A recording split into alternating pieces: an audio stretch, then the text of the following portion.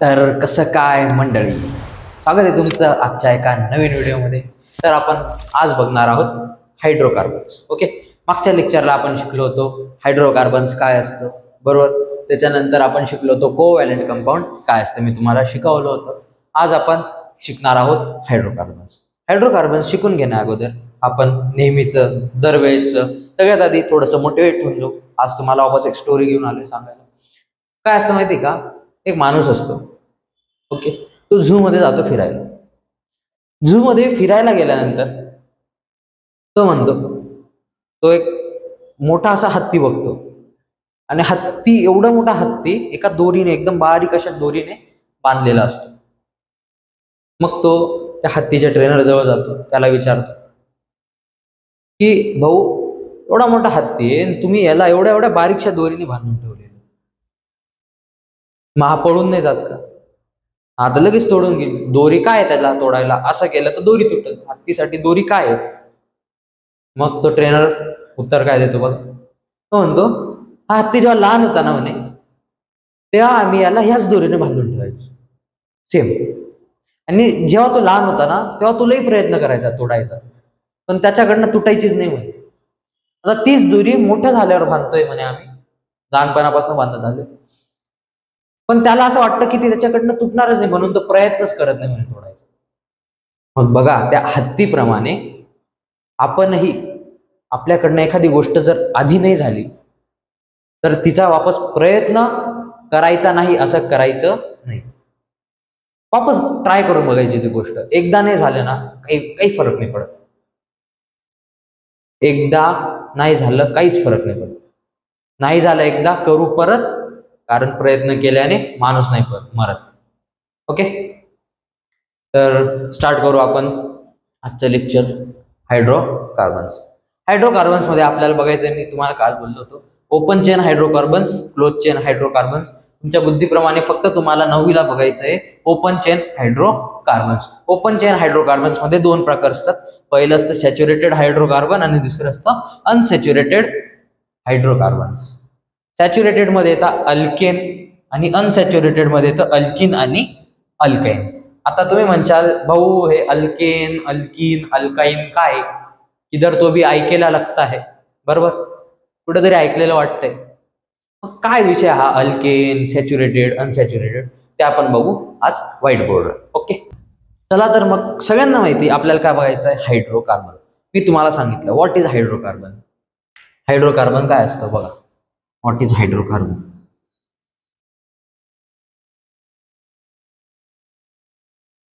Hydrocarbon म्हणजे त्याच्यात hydrogen पण असतं आणि काय असतं, कार्बन पण असतं.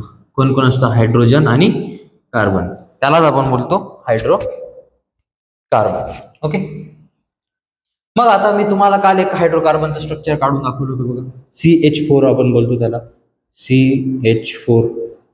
ओके, मग आता CH4चं स्ट्रक्चर कसं असतं? कार्बनची व्हॅलेन्सी किती आहे? 4 आहे. कार्बनची व्हॅलेन्सी किती आहे? 4 आहे. म्हणजे तो 4 ऍटमला जॉईंट करू शकतो, 4 ऍटम सोबत काय बनवू शकतो? तो बॉन्ड बनवू शकतो. इतकं माहिती आहे तुम्हाला. कार्बनची व्हॅलेन्सी 4 आहे, म्हणजे तो 4 ऍटम सोबत बॉन्ड बनवू शकतो. मग बघा, आता आपण इथं त्याचं स्ट्रक्चर ड्रॉ करू. हा समजा कार्बन आहे. कार्बन किती जणांसोबत बॉन्ड बनवू शकतो? 1 2 3 4. आणि हायड्रोजन कोण आहे? हा इथं आपण घेऊ कार्बन आणि इथं घेऊ हायड्रोजन. हायड्रोजन आहे तो किती जणांसोबत बॉन्ड बनवू शकतो? 1 जणांसोबत काय बनवू शकतो? तो बॉन्ड. मग आता बघा, इथं 4 आहेत आणि कार्बन 1 जणासोबत किंवा एक ऍटमला जॉईन होऊ शकतो. मग बघा, इथं 1 हायड्रोजन जॉईन झाला, त्याचं काम होऊन गेलं. इथं 1 हायड्रोजन जॉईन झाला, त्याचं पण काम होऊन गेलं. इथे 1 हायड्रोजन जॉईन होऊन गेलं, त्याचं पण काम होऊन गेलं. इथे 1 हायड्रोजन जॉईन झाला, त्याचं पण काम होऊन गेलं. म्हणजे हे स्ट्रक्चर काय बनलं आपलं? C किती आहे? 1 आणि H किती आहे? 1 2 3 4 4. CH4. हे काय झालं आपलं स्ट्रक्चर? CH4. आता आपल्याला बघायचंय, एवढं तुम्हाला बेसिक तर कळलं असेल काय असतं हायड्रोकार्बन. हायड्रोकार्बन म्हणजे कार्बन आहे, कार्बनला हायड्रोजन जोडलेले, कितीही जोडलेले असू शकतात. मग आता आपण काय केलं, बघा इथं एकदम व्यवस्थित लक्ष द्या. आपण सगळ्यात आधी बघू अनसॅच्युरेटेड, सॉरी सॅच्युरेटेड बघू आपण.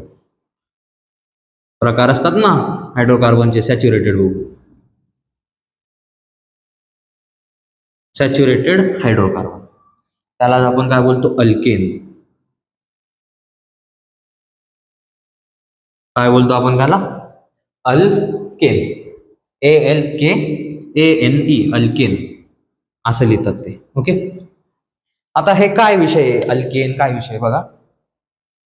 आपण इथं आहे ना कार्बन होता, कार्बनला हायड्रोजन जोडले, बरोबर.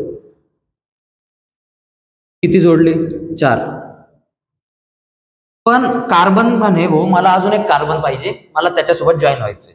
ठीक आहे, मग आपण काय केलं, इथून एक हायड्रोजन काढून टाकला, इथं काय लावून दिला, कार्बन.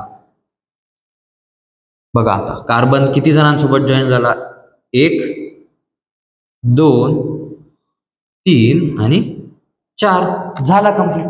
पण हा पण कार्बन आहे, दुसरा वाला पण काय कार्बन आहे, दुसऱ्या वाला पण कार्बन आहे, त्याला पण जीव आहे ना भाऊ. तो बी म्हणत मला बी 4 जणांसोबत जॉईन व्हावं लागेल की नाही.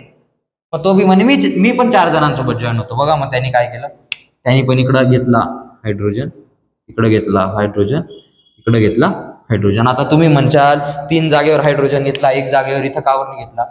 बघ हो, लक्षात दे, तुझ्यासाठीच आहे. 1 कार्बन एकासोबत जॉईन झाला, 2 कार्बन दुसऱ्यासोबत जॉईन झाला, 3 कार्बन तिसऱ्यासोबत जॉईन झाला, 4 कार्बन कार्बन सोबत पण जॉईन होऊन गेला. हे दोघांनी काय केले, इलेक्ट्रॉन्स शेअर केले ना. काय केले, इलेक्ट्रॉन्स शेअर केले. मग जेव्हा आपण इलेक्ट्रॉन शेअर करतो त्या बॉन्डला आपण काय बोलतो, कोव्हॅलेंट बॉन्ड. कोव्हॅलेंट बॉन्ड एवढं तर माहिती असेल ना भाऊ, मी कालच शिकवलं होतं. त्याला आपण बोलतो कोव्हॅलेंट बॉन्ड. आता बघा एकदम व्यवस्थित लक्ष द्या, मी तुम्हाला बोललो कार्बनकडे काय प्रॉपर्टी माहिती का, तो असे खूप सारे काय बनवू शकतो, कोव्हॅलेंट बॉन्डचं असं स्ट्रक्चर बनवू शकतो. त्याच्याच पॉवरला आपण बोलतो कॅटेनेशन पॉवर. मी तुम्हाला शिकवलं होतं, ओके, लेक्चर बघून घ्या. कॅटेनेशन पॉवर. मग ह्या कंडिशन मध्ये मी इथं तुम्हाला आहे ना एक गोल गोल काढून वापस एकदम व्यवस्थित सांगतो. ह्या कंडिशन मध्ये बघा कार्बन आहे, तो अजून एक कार्बनला जुळला आहे. इकडं हायड्रोजन आला, इकडं हायड्रोजन आला, इकडं हायड्रोजन आला, इकडं हायड्रोजन आला, इकडं हायड्रोजन आला, इकडं हायड्रोजन आला. बघा हा कार्बन आहे. कार्बन किती जणांसोबत जुळू शकतो, 4 जणांसोबत जुळू शकतो. मग जुळला आहे का बघा, 1 2 3 4 जुळलेला आहे. मग हा अजून एक कार्बन आहे, आपण किती जणांसोबत जुळू शकतो, 4. मग जुळलेला आहे का बघा, 1 2 3 4. मग मला सांगा यांना जागा उरली का आता जॉईन व्हायला, नाही उरली म्हणजे ते परिपूर्ण झाले, कंप्लीट झाले. तुम्हाला भूक होती, तुम्ही तेवढं खाऊन घेतलं. कार्बनची भूक किती आहे, 4. कार्बनने 4 खाऊन घेतले, म्हणजे 4 भेटले का दोघांना. मग ते कसे होऊन गेले, परिपूर्ण. आणि परिपूर्ण झाले त्याला इंग्लिश मध्ये शब्द आहे सॅच्युरेटेड, पूर्ण कंप्लीट. त्याला शब्द आहे सॅच्युरेटेड. कळलं नक्की, ठीक आहे. वापस बघा, कार्बनला जॉईन व्हायला जागाच नाही आता, आहे का जागा, नाही. मग आपण तेव्हा बोलतो ते काय सॅच्युरेटेड, म्हणजेच कसे सॅटिस्फाईड आहे. काय ते सॅटिस्फाईड. काय झाले, ते सॅटिस्फाय झाले. नाही भाऊ आपलं बस एवढंच होतं, आपल्याला एवढीच भूक आहे, याच्यापेक्षा आपण आता काही जमणार नाही. हे झालं सॅच्युरेटेड. मग यांच्या दोघांमध्ये किती बॉन्ड आहे, एकच बॉन्ड बनला ना बघा, एकच. आता तुम्हाला बॉन्ड काय असतं तेच सांगावं लागेल. पहिली गोष्ट, इकडं इकडं एकच रेष आहे ना, एक रेष असली तर त्याला बोलतो आपण सिंगल बॉन्ड. काय बोलतो, सिंगल बॉन्ड. एवढं लक्षात राहू द्या. म्हणजे आपल्याला काय शिकायचंय, सॅच्युरेटेड मध्ये काय असतं, सिंगल बॉन्ड असतो. सॅच्युरेटेड मध्ये काय असतं, सिंगल बॉन्ड असतो. त्यालाच आपण बोलतो अल्केन. या सिंगल बॉन्डलाच आपण बोलतो अल्केन. सिंगल बॉन्डलाच आपण बोलतो अल्केन. सॅच्युरेटेड म्हणजे काय, की तो परिपूर्ण झालाय, सॅटिस्फाईड झालाय, त्याच्यात कोणता बॉन्ड आहे, सिंगल बॉन्ड आहे, आणि त्यालाच आपण बोलतो अल्केन. कळलं, ठीक आहे. सॅच्युरेटेड तुमचं झालं कंप्लीट. आता आपण बघू अनसॅच्युरेटेड. क्या देखने का है वीडियो लोग अपन को, अनसैचुरेटेड. देख वीडियो. अनसॅच्युरेटेड देखो,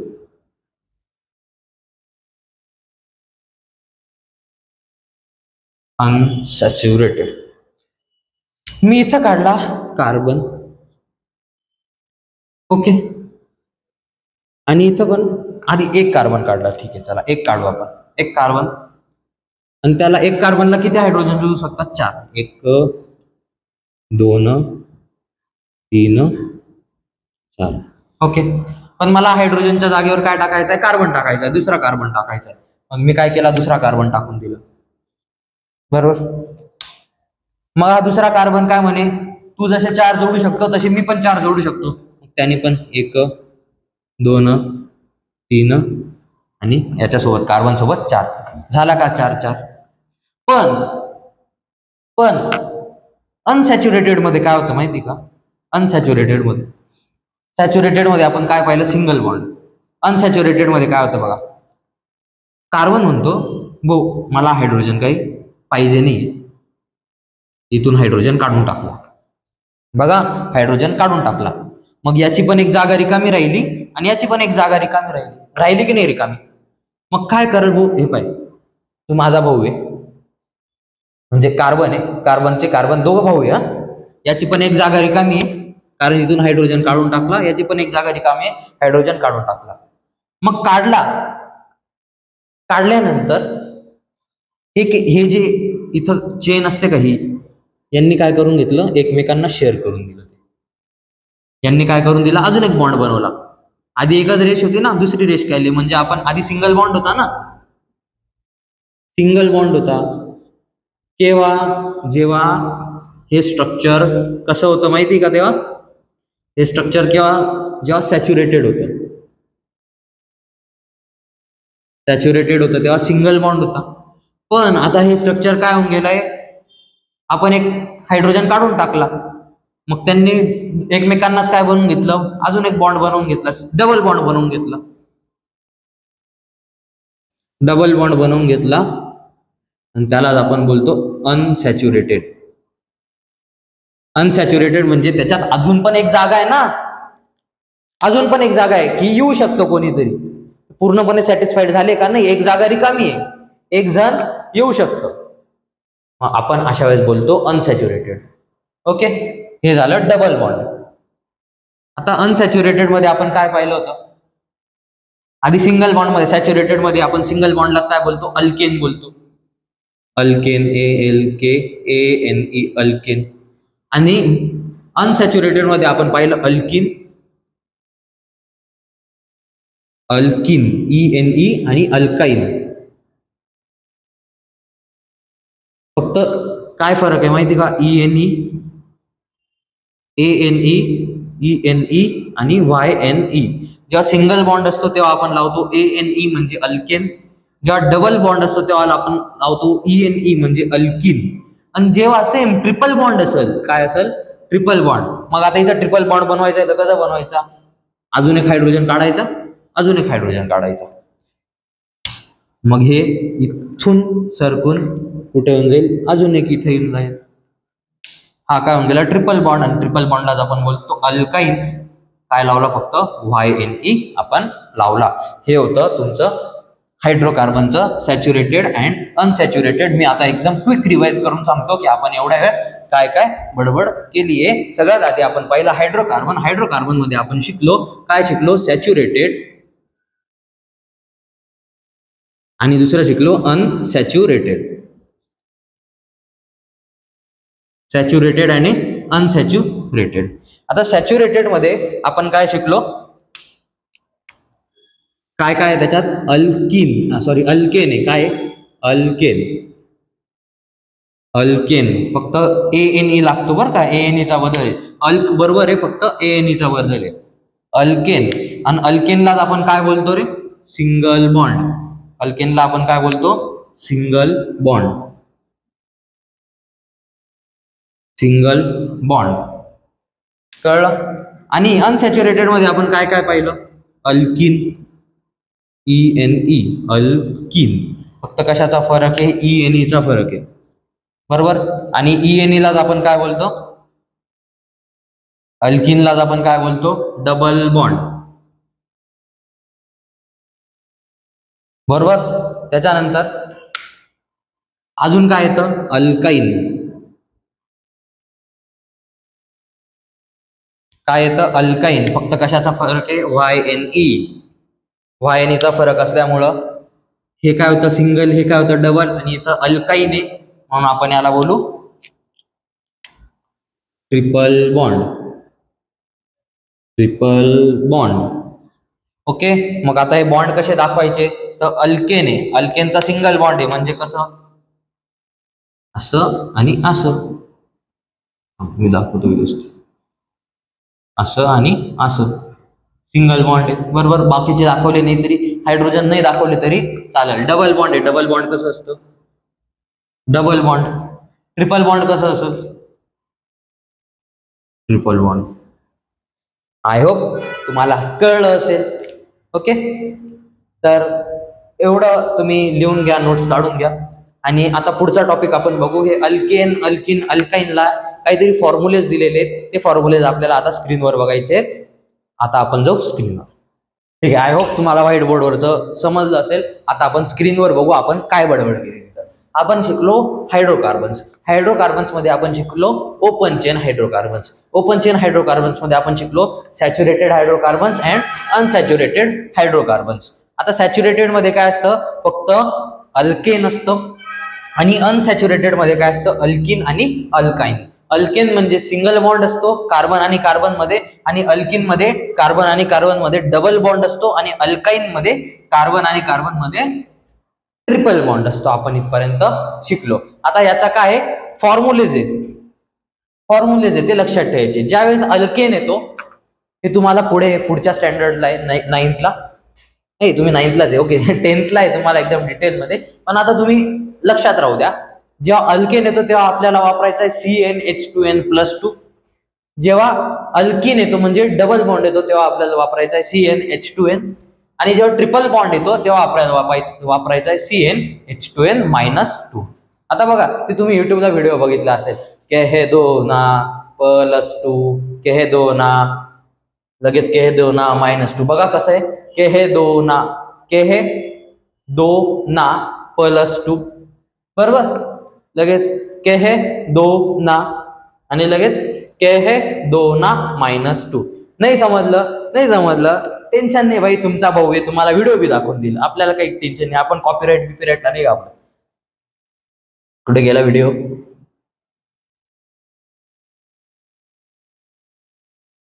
हा व्हिडिओ.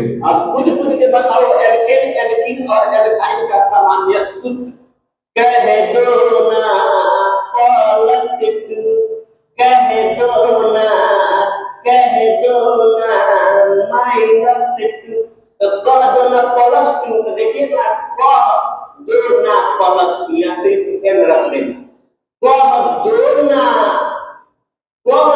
-2 यहाँ पे है, तो इसमें देख अब खुद कळ कह 2 कह 2 त्याच्यानंतर कह 2 -2. जसं या सरांनी सांगितलं, सर खूप भारी आहेत आमचे, सर उड्या मारून मारून शिकवतात, पण मला काही ते जमणार नाही. खालचे फ्लोअरवाले बोंबा मारतील. नवीन फोटो स्टुडिओ टाकलाय, मी डायरेक्ट तिकडे घुसून जाईल. ओके.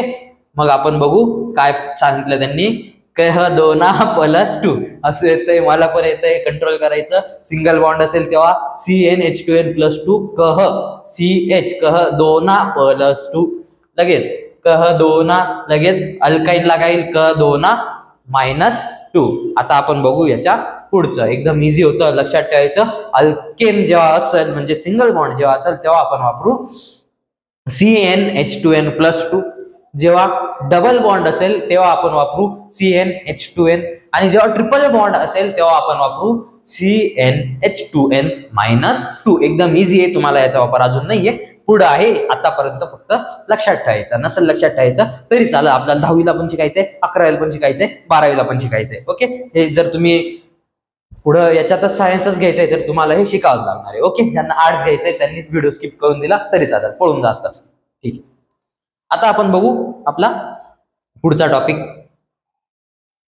जो की आजचं शेवटचं लेक्चर आहे. आता reaction of carbon with oxygen. आता कार्बन आहे, कार्बनचं रिएक्शन जेव्हा आपण ऑक्सिजन सोबत करतो तेव्हा काय होतं ते बघायचंय. सगळ्यात आधी आपण इथं घेतला लिटमस पेपर. लिटमस पेपर काय असतं माहिती तुम्हाला, ऍसिड बेस काय ते केमिकल आपल्याला कळतं. आपण घेतला कोळसा, बघा असं चिमट्यात कोळसा धरला आणि तो खाली बर्नरवर जाळला. ओके, वरती जो लिटमस पेपर घेतला होता तो ओला केलेला होता, जरासा पाणी होतं त्याच्यात, जरा ओला केला होता आणि तो कोळसा आहे तो जाळला. आता कोळसा जाळल्यानंतर कोळशाचा धूर निघल वर, बरोबर. कोळसा म्हणजे काय, कोल. कोल मध्ये काय असतं रे, सगळ्यांना माहिती काय असतं, कार्बन असतं. मग कोळसा जाळल्यानंतर कार्बन निघल, बरोबर. आता कार्बन आहे, ओके, आणि वातावरणात काय आपल्या ऍटमॉस्फिअर मध्ये ऑक्सिजन आहे ना, ते कार्बन काही डायरेक्ट कार्बन नाही निघणार ना, ते पूर्ण एअर मध्ये मिक्स होईल. मग कार्बन आणि ऑक्सिजन एकत्र झाल्यावर काय बनून जाईल, कार्बन डाय ऑक्साईड. आता त्याच्यावर आपल्याला काहीतरी प्रश्न विचारलेले आहेत, त्या प्रश्नांचं आपण उत्तर बघू. त्यांनी पहिला प्रश्न विचारलाय, with which gas in the air does the coal react on igniting. Igniting म्हणजे जाळल्यानंतर जाळल्यानंतर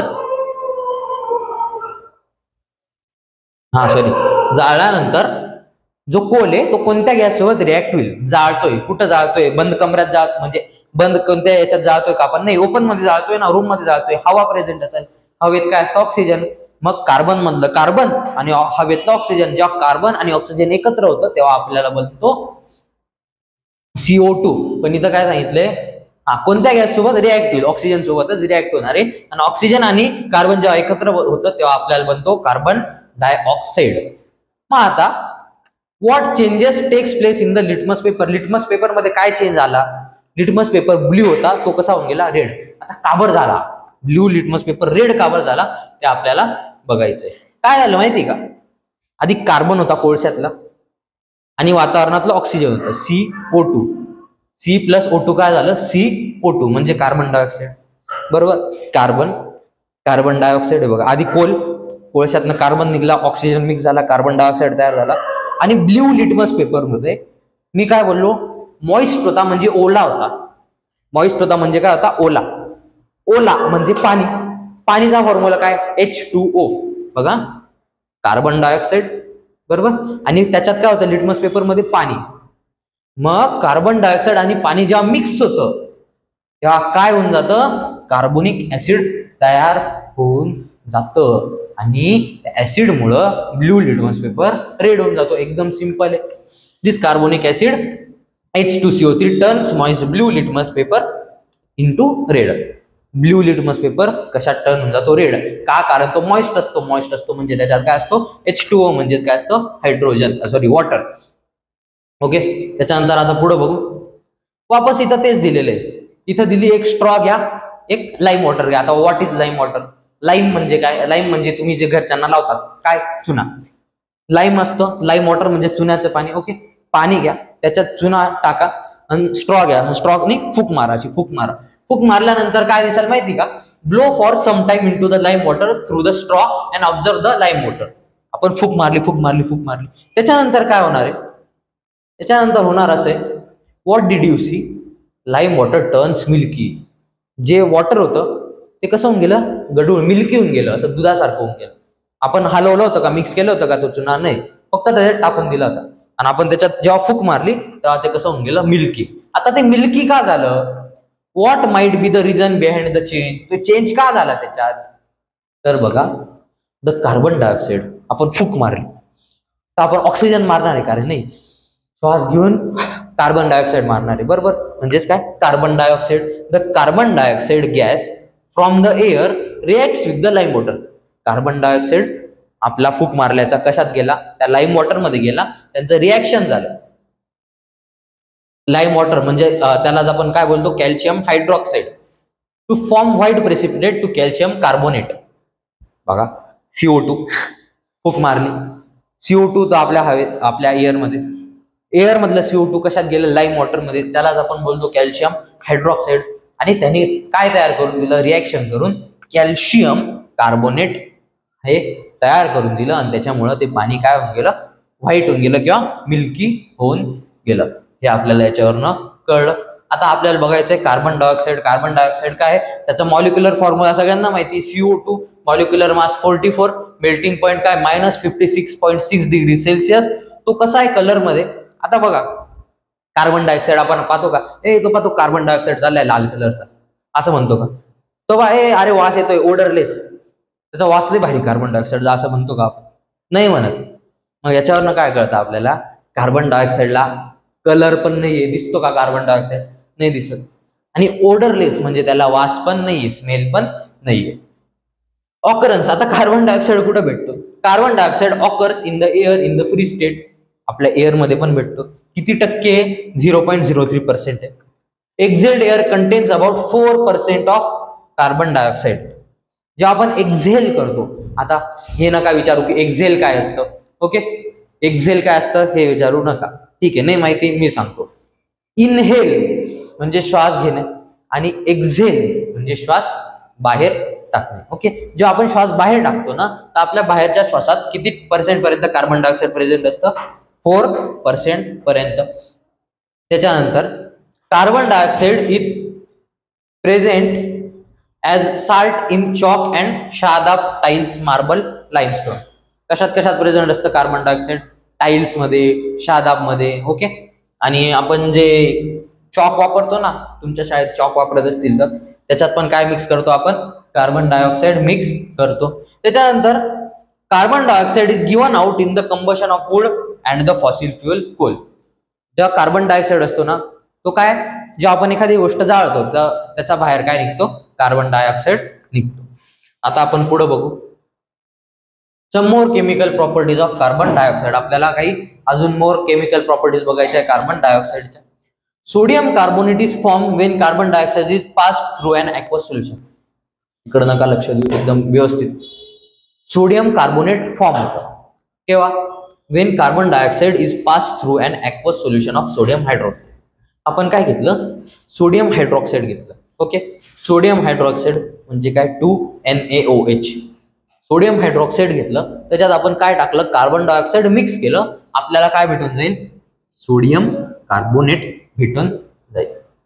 काय केलं? एकदम सिंपल. सोडियम हायड्रॉक्साईड घेतला, त्याच्यात कार्बन डायऑक्साईड टाकला आणि आपल्याला काय भेटून गेलं? सोडियम कार्बोनेट आणि H2O म्हणजे वॉटर पण भेटून गेलं, ओके? आता तेच अजून पुढे सेम इक्वेशन, एकदम इझी आहे, काहीच नाही, म्हणून एकदम वरच्यावर एक्सप्लेन करायसारखं आहे ते. आता आपण काय घेतलं? सोडियम कार्बोनेट फॉर्म झाला. कशापासून? कार्बन डायऑक्साईड आपण कशात टाकला? Aqueous solution of sodium carbonate. Sodium carbonate आहे, सोडियम कार्बोनेट मध्ये आपण काय टाकून दिलं? कार्बन डायऑक्साईड टाकून दिलं. ॲक्वस सोल्युशन म्हणजे काय माहिती का? पाण्यातलं सोल्युशन. त्याच्यात आपण काय टाकून दिला? कार्बन डायऑक्साईड टाकून दिला. मग आपल्याला काय भेटल? आणि पाणी H2O, आणि आपल्याला काय भेटल? 2NaHCO3. NaHCO3 म्हणजे सोडियम बायकार्बोनेट भेटल, ओके? आधी काय होता? Sodium carbonate. सोडियम कार्बोनेट मध्ये आपण काय टाकलं? कार्बन डायऑक्साईड, आणि कार्बन डायऑक्साईड सोबत आपण काय टाकलं? पाणी, म्हणजे ॲक्वस सोल्युशन होतं, आणि त्याच्यामुळे आपल्याला काय भेटला? सोडियम बायकार्बोनेट भेटला, ओके? एवढं डिटेलमध्ये तुम्हाला सांगायची गरज पण नाही, कारण ते तुम्हाला 10th ला एकदम इन डिटेलच आहे.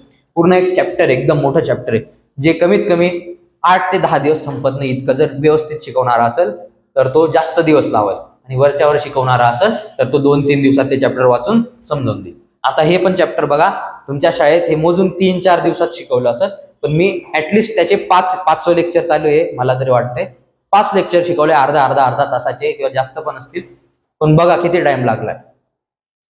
म्हणून एवढी मेहनत करतोय तुमच्यासाठी. तुमचं पण काम आहे, तुमच्या अजून मित्रांना शेअर करून द्या, ओके? आता आपण बघू पुढं युजेस ऑफ कार्बन डायऑक्साईड. कशा कशात यूज करतात? Aerated drinks. आपण जे ड्रिंक्स वगैरे पितो का, त्याच्यात काय असतं? कार्बन डायऑक्साईड असतो. त्याच्यानंतर solid carbon dioxide is used in cold storage. Cold storage म्हणजे काय? जिथं एकदम मोठ्या प्रमाणात ना फ्रीज असतं, एकदम मोठं फ्रीज असतं. आता ते फ्रीज काय असतं माहिती का? कारण त्याच्यात आपल्याला सगळं स्टोअर करावं लागतं. आपले आता समजा एखादा भाजीपाला आला, ओके, एकदम मोठ्या प्रमाणात भाजीपाला आपण काय घरच्या फ्रीज मध्ये स्टोअर करू का? नाही. मग काय करतात? फ्रूट वगैरे येतात, बाहेर एक्सपोर्ट करावं लागतं, त्यांच्यासाठी एकदम मोठं कोल्ड स्टोरेज असतं, फ्रीज असतं एक प्रकारचं, त्याला आपण कोल्ड स्टोरेज बोलतो, थंड स्टोअर करण्याची जागा. मग आपण ते फ्रूट वगैरे सगळे त्याच्यात ठेवतो, त्याच्यात आपण काय वापरतो? सॉलिड कार्बन डायऑक्साईड आपण वापरतो. त्याच्यानंतर आता आपण पुढे बघू फायर एक्सटिंग्विशर. फायर एक्सटिंग्विशर बघू. फायर एक्सटिंग्विशरचं स्ट्रक्चर कसं आहे बघा, एकदम सिंपल असं दिलेलं आहे. इथं एक कॅप्स्यूल असते. ओके, इथे वरती काय असतो, नॉब. या कॅप्स्यूल मध्ये काय भरलेलं असतं, सल्फ्युरिक ऍसिड, आणि खाली भरलेलं असतं पावडर ऑफ सोडियम बायकार्बोनेट. आता हे फायर एक्सटिंग्विशर चालतं कसं काय ते बघायचं आपल्याला, वर्क कसं काय करतं. रेग्युलर फायर एक्सटिंग्विशर बघायचंय. Fire extinguisher contains sodium bicarbonate powder. मी बोललो तुम्हाला फिगर मध्ये काय असतं, सोडियम बायकार्बोनेटची पावडर असते. There is also dilute sulphuric acid placed in glass capsule. वरती काय असतं, डायल्यूट सल्फ्युरिक ऍसिड हे प्रेझेंट असतं. त्याच्यानंतर there is so dilute, okay, dilute sulphuric acid. The capsule breaks on the pressing the knob. हे बघा, ते फायर एक्सटिंग्विशर आहे ना, त्याचं जोरात वरून दाबावं लागतं. ते जोरात वरतून दाबलं तर वरती काय असतं, डायल्यूट सल्फ्युरिक ऍसिड आहे, ते कोणासोबत मिक्स होईल, यातल्या सोडियम बायकार्बोनेट पावडर सोबत मिक्स होईल, आणि त्याच्यामुळे काय फॉर्म होईल, कार्बन डायऑक्साईड बाहेर निघेल, आणि कार्बन डायऑक्साईड काय करेल, आगीला विझवायला मदत करेल. एकदम इझी असतं. त्याच्यानंतर पुढे बघा, CO2 based fire extinguisher do not cause corrosion and are non conductors of electricity. CO2, आता आपण बघितलं CO2 असतं फायर एक्सटिंग्विशर मध्ये, तर ते एखाद्या गोष्टीवर मारलं ना, ते काय करत नाही, कोरोजिव्ह नसतं. कोरोजिव्ह म्हणजे काय, त्याच्याने एखादी गोष्ट खराब होत नाही. समजा लोखंडावर मारलं, लोखंडाला आग लागली, तर त्याला जंग वगैरे लागणार नाही. पण पाणी मारलं तर लोखंडाला जंग लागून जाईल ना. किंवा मग एखादा समजा इलेक्ट्रिसिटी आहे, एखादा बोर्ड आहे, त्याच्यावर आग लागली, समजा बोर्ड आहे त्याच्यावर आग लागली, तुम्ही जाऊन पाणी ओतशाल का, शॉर्ट सर्किट झालेला आहे, पाणी ओतून पुरं ब्लास्ट होऊन जाईल ना. मग अशा वेळेस आपण काय करतो, फायर एक्सटिंग्विशर घेतो. CO2 असतं त्याच्यात, CO2 मारल्यावरती आग विझून जाते. त्याच्यानंतर ते इलेक्ट्रॉनिक इक्विपमेंट मध्ये त्याच्यामुळे यूज करता, कारण आग त्याच्याने कमी होते, वाढत नाही. त्याच्यानंतर CO2 based fire extinguisher are use to extinguish small scale fire. हे छोट्या स्केलच्या फायर साठी पुरेसे, पण मोठी आग लागली तिथं आपण बंबा गाडी माहिती ना, आग फायर ब्रिगेड, तीच मागवावं लागते. आता मिथेन बघायचंय. Molecular formula CH4. स्ट्रक्चर नाही का काढलं होतं आपण, 1 कार्बन 4 हायड्रोजन, त्याला आपण बोलतो मिथेन. ऑकरन्स, मिथेन कुठे भेटतं, एक नॅचरल गॅस आहे, तो किती पर्सेंट आहे, 87% आहे. डिकम्पोजिशन ऑफ ऑर्गॅनिक मॅटर केव्हा भेटतो, जेव्हा एखादं ऑर्गॅनिक मॅटर आहे, बरोबर, प्लांट किंवा अॅनिमल पासून जे मॅटर आहे ते जेव्हा डिकम्पोज होतं तेव्हा आपल्याला मिथेन भेटतो. Methane is present in biogas. Methane जे बायोगॅस म्हणतो ना आपण, त्याच्यात पण प्रेझेंट असतो. Methane is found in coal mines. कोळशाच्या ज्या खाणी असतात का, तिथंही मिथेन प्रेझेंट असतो. आता occurrence, methane is found at the surface of marshy places. ओली जी जागा असते, मार्शी, दलदल वगैरे, त्या प्लेसेस मध्ये आपल्याला सापडते. त्यालाच आपण मार्श गॅस पण म्हणतो. मिथेनला आपण त्याच्यामुळेच मार्श गॅस पण बोलतो. जर मिथेनला आपण काय केलं, on hitting a mixture of hydrogen and carbon monoxide gases at 300 degree Celsius in the presence of nickel, methane gas is form. आपण बनवू पण शकतो केव्हा, जेव्हा आपण काय टाकू, हायड्रोजन आणि कार्बन मोनॉक्साईड याला 300 डिग्री सेल्सिअस वर हीट देऊ, त्याच्यानंतर काय बनल माहिती का, आपला मिथेन गॅस हा बनून जाईल. पुढे बघू आपण.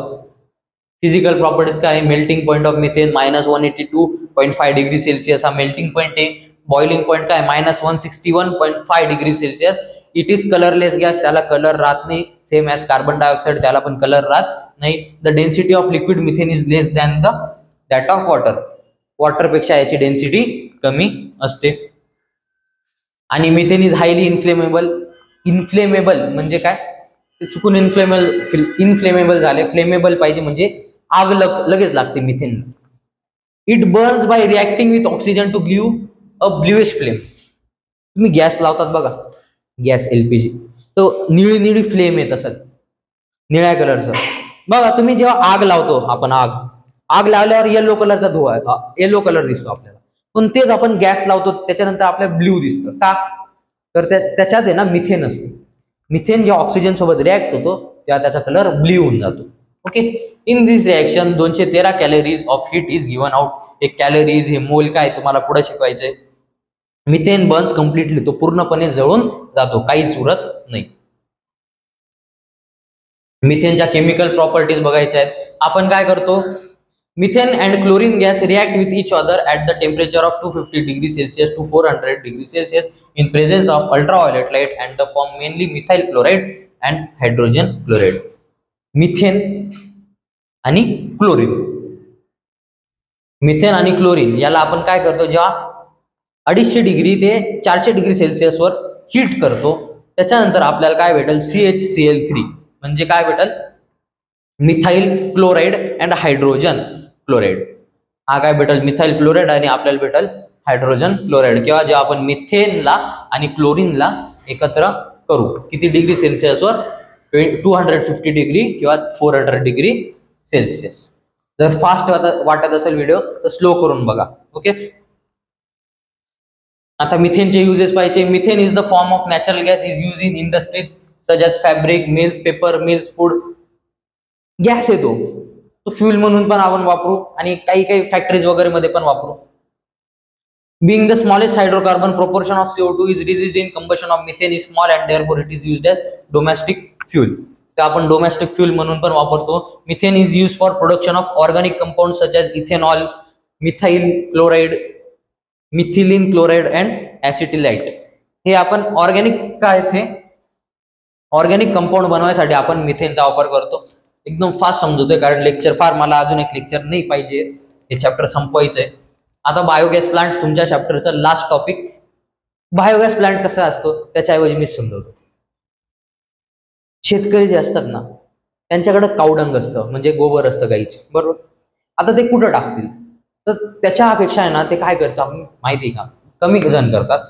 ते सगळं जे गोबर वगैरे असतं ना ते एकदम मोठं खड्डा खणतात आणि त्याच्यात टाकतात. किंवा आता समजा आपण भाजी निवडून झाली, ते भाजी निवडून झाल्यावर ते उरलेला भाजीपाला असतो ते पण त्याच्यात टाकतात. ऑर्गॅनिक मॅटर सगळं आपण त्या खड्ड्यात टाकतो. त्या खड्ड्यात टाकल्यानंतर आहे ना त्याच्यात एक अनएरोबिक बॅक्टेरिया सोडतात किंवा तो तयार होऊन जातो. अनएरोबिक बॅक्टेरिया तयार होऊन जातो. आता व्हॉट इज अनएरोबिक बॅक्टेरिया, असा बॅक्टेरिया की ज्याला फोटोसिंथेसिस किंवा काहीही त्याचं फूड तयार करायला त्याला ऑक्सिजनची नीडच राहत नाही, एअरची नीडच राहत नाही. अनएरोबिक बॅक्टेरिया टाकतो. अनएरोबिक बॅक्टेरिया टाकल्यानंतर तो काय करल, मिथेन गॅस प्रोड्यूस करल. मिथेन गॅस प्रोड्यूस झाला तर तो आपण डायरेक्ट कनेक्शन घेऊन आपल्या स्वयंपाकघरात आपल्या किचन मध्ये आणून लावू शकतो. त्याच्यानंतर त्याचा यूज आपण कशासाठी, ते उरलेलं सगळं खत वगैरे असतं का खाली, आता गॅस तर तयार झाला पण उरलेलं आहे सगळं, मग ते आपण काय म्हणून यूज करू शकतो, शेतात खत म्हणून पण यूज करू शकतो. आता तुम्हाला इथं मी दाखवतो की ते मिथेन कसं असतं. त्याला आपण इलेक्ट्रिसिटीसाठी पण यूज करू शकतो. हे बघा एकदम मोठं खड्डं खणलं, इथं मी सगळं काय टाकलं, ते जे ऑर्गॅनिक कंपाऊंड्स होते गोबर वगैरे ते सगळं इथं टाकलं, वरून पूर्ण दाबून दिलं त्याला. इथून पण सॉइल भरली, इथून पण सॉइल भरली, असं सगळं दाबून दिलं. मग इथून आहे ना त्याचं रिॲक्शन होईल, इथं गॅस तयार होईल. गॅस तयार आला का आपण इथून पाईपने गॅस काढून घ्यायचा आणि जे खत आहे म्हणजे जे उरलेलं आहे ते आपण काय करू, ऍज अ खत म्हणून शेतात वापरू पण शकतो.